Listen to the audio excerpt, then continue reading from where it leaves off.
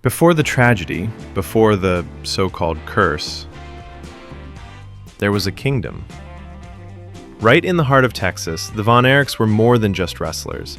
They were golden gods, the princes of a dynasty built on pure athleticism, charisma, and a bond with their people you just had to see to believe. They were adored. They were invincible. And then, on Christmas Day, the devil came to Dallas. But he didn't have horns and a pitchfork. He had long hair, a Southern rock swagger, and a plan to burn the fairy tale to the ground. This is the story of how a trio of rock and roll rebels started a war that made heroes, created legends, and lit the fuse on one of professional wrestling's greatest and most heartbreaking tragedies. This is Von Erichs versus the Fabulous Freebirds. To understand the war, you first have to understand the kingdom. In the late 70s and early 80s, wrestling was all about territories, each with its own king. In Texas, that king was Fritz Von Erich, and his kingdom was world-class championship wrestling. Fritz, a legend in his own right, was now the promoter, and his greatest assets were his sons. The Von Erich brothers, Kevin, David, and Kerry, with Mike joining later, were everything Texas loved. They were handsome, impossibly athletic, and had this quiet, wholesome charm that made them feel like family. They weren't just wrestlers, they were the favorite sons of an entire state. When they walked into the iconic Dallas Sportatorium, the roar from the crowd was a physical thing. Fans, especially young women, would scream with a passion you'd normally see at a Beatles concert, sometimes rushing the ring just for a chance to touch their heroes. An appearance at Six Flags had to be shut down simply because too many people showed up. They were the ultimate baby faces, the good guys, embodying a clean-cut ideal that resonated deep in the heart of Texas. Kevin, the Golden Warrior, was famous for his incredible physique and for wrestling barefoot. Kerry, the modern-day warrior, was a world-class discus thrower who looked like a movie star and hit like a truck. But it was the second oldest, David, the Yellow Rose of Texas, who many believed was the full package. David had the size, the skill, and a fire on the microphone that just set him apart.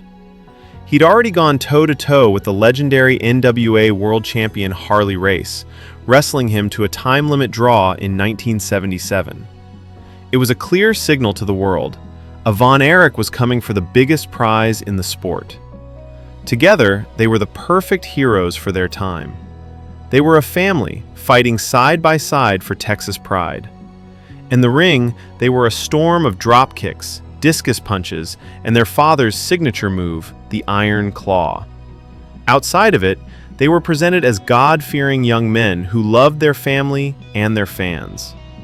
In the world of pro wrestling, the Von Erichs were living a fairy tale, and all of Texas was living it right alongside them. They were untouchable, or so it seemed. Every fairy tale needs a villain, but the Fabulous Freebirds didn't show up in Texas looking like villains. At first, they seemed more like kindred spirits. Michael P.S. Hayes, Terry Bam Bam Gordy, and Buddy Jack Roberts were a force of nature, the complete opposite of the Von Erichs' clean image. They were long-haired rebels from Bad Street, Atlanta, Georgia, who strutted to the ring to the anthem of Lynyrd Skynyrd's Freebird. They were Southern rock and roll come to life, loud, flashy, and completely unapologetic. Michael Hayes was the mouthpiece. Give that man a microphone and he was pure magic, a fast-talking showman who could charm you one minute and start a riot the next. Terry Gordy was the muscle. A prodigy who turned pro as a teenager, he was a huge, surprisingly quick brawler who was genuinely terrifying.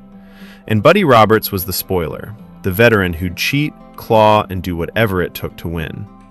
They were a perfectly balanced unit, and when they first hit WCCW, they were actually a huge hit.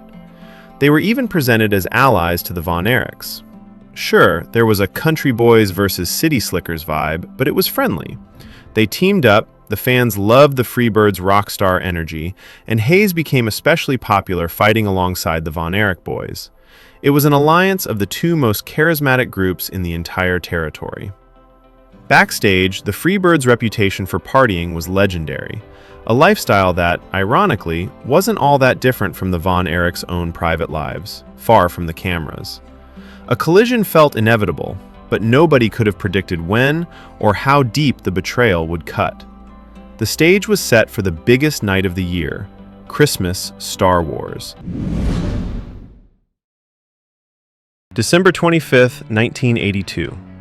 The Reunion Arena in Dallas was packed with over 18,000 screaming fans. The main event was everything. Kerry Von Erich, in his hometown, was challenging the legendary Nature Boy Ric Flair for the NWA World Heavyweight Championship inside a steel cage. To make sure things stayed fair, the fans had voted for a special guest referee, the leader of the Fabulous Freebirds, Michael P.S. Hayes.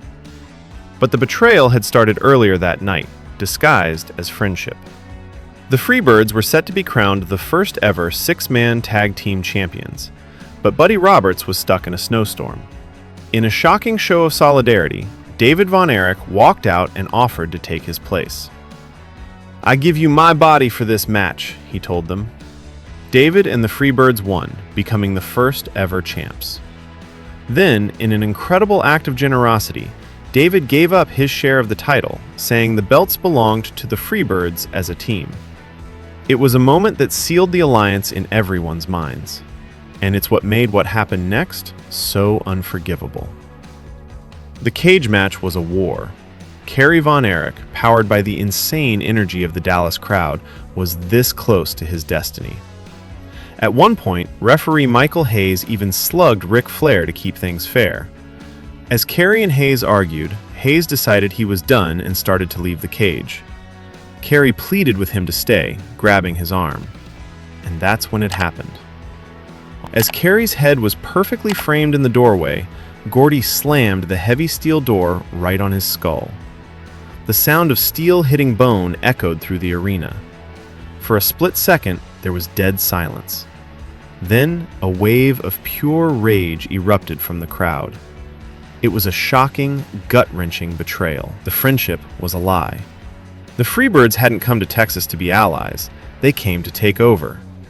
On Christmas night, Kerry Von Erich was left a bloody mess, his dreams stolen not by his opponent, but by the man he thought was his friend.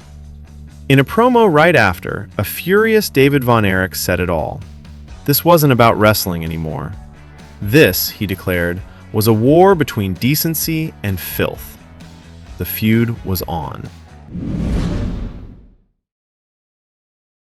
That cage door slam was the shot heard round the wrestling world. Overnight, world-class championship wrestling went from a popular local show to the hottest, most talked-about promotion on the planet. The hatred for the Fabulous Freebirds was instant and absolute. They weren't cool rock stars anymore. They were the most hated men in Texas. And the Von Erichs weren't just heroes. They were avenging angels, fighting for their family's honor. The feud that followed was built on pure emotion. It was country boys versus city slickers, a clash of values that everyone understood. Every week, the promos were electric. Michael Hayes would mock the Von Erichs and the whole state of Texas, and the brothers would answer with a quiet, burning rage that promised revenge. The fights were legendary, often spilling out of the ring into the crowd and the parking lot. The violence felt real because the hatred felt real. The war was fought over titles, especially the six-man tag team belts they had won together on Christmas night. Those belts became the symbol of the feud, passed back and forth between the two groups in chaotic, epic battles. The Freebirds held the titles 5 times, almost always losing them back to the Von Erichs. Plus, the Freebird rule, which let any 2 of the 3 members defend the tag titles, made their matches completely unpredictable. Terry Gordy and Kevin Von Erich also traded the NWA America's Heavyweight Championship back and forth. This war created a business boom like Texas had never seen. Tickets sold out instantly for every show. Arenas were packed with fans desperate to see their heroes finally get justice. The WCCW TV show got syndicated globally, and the feud hit its peak on May 6, 1984. At the David Von Erich Memorial Parade of Champions, a massive crowd of over 40,000 fans packed Texas Stadium, all drawn by this one white-hot rivalry. Von Erichs versus Freebirds wasn't just a wrestling feud. It was a cultural phenomenon that turned a regional territory into a national powerhouse. The war between the Von Erichs and the Freebirds defined a generation and created moments we still talk about today. From the cage door slam to the bloody brawls, the emotion was as real as it gets. Who do you think was the true heart of this feud? Was it the charismatic Michael Hayes, the powerhouse Terry Gordy, or one of the heroic Von Erich brothers? Let us know your memories in the comments below. And if you're enjoying this deep dive into wrestling history, make sure to subscribe for more stories from the Golden Age. While the feud sent WCCW's business into the stratosphere, it also became the backdrop for a story of incredible pressure and tragedy. And at the center of it all was David Von Erich. Kerry was the star, and Kevin was the warrior, but David was the one everyone considered a sure thing, the one destined to be NWA World Champion. He had the perfect mix of size, skill, and a natural, fiery charisma. In 1983, he beat Ric Flair for the Missouri Heavyweight Championship, a title often seen as the last stop before a world title run. Insiders all agreed, it wasn't a question of if David would be champion, but when. The plan was for him to finally beat Flair in the spring of 1984. He was at the absolute top of his game. Just days before he passed away, on February 3, 1984, he defeated Michael Hayes in Japan to win yet another title. But then, on February 10, 1984, during that tour in Japan, the unthinkable happened. David Von Erich was found dead in his hotel room. He was only 25 years old. The official cause of death was acute enteritis, though rumors of other causes have swirled for decades.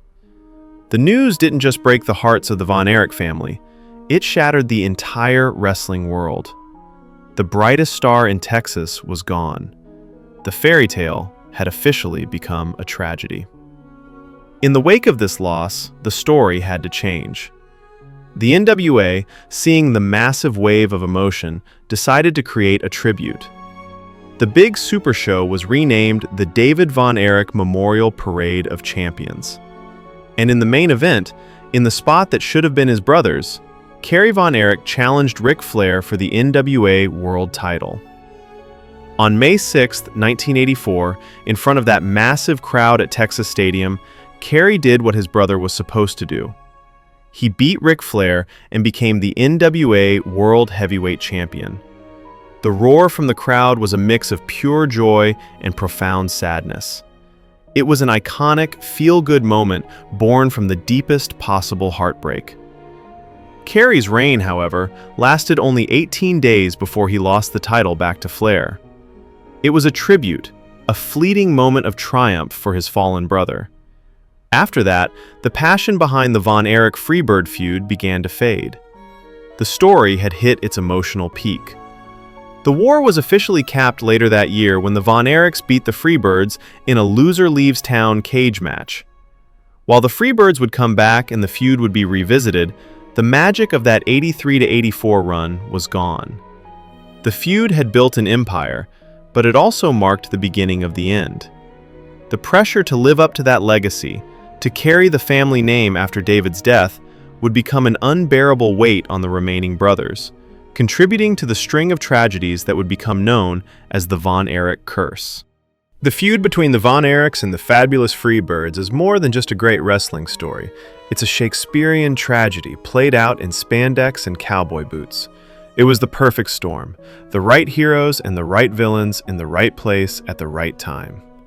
The Betrayal on Christmas Day 1982 was the spark that turned a local wrestling show into a global sensation, making millions of dollars and creating memories that are burned into the mind of every fan who saw it. It gave us the perfect good guys in the Von Erichs, the sons of Texas fighting for family honor, and it gave us the perfect bad guys in the Freebirds, the arrogant rock and rollers who broke a sacred trust for a shot at glory. The war they fought was the absolute peak of storytelling in wrestling, a masterclass in making people feel something real. But the same fire that created legends also cast a long, dark shadow. The feud launched the Von Erichs to a level of fame that proved unsustainable. It set the stage for Kerry's triumphant but brief world title win, a moment of joy that was really a monument to a terrible loss. The story of Von Erichs versus Freebirds is about brotherhood and betrayal, a business boom and a family's bust. It was glorious, it was violent, and in the end, it was a heartbreaking fairy tale that changed wrestling forever.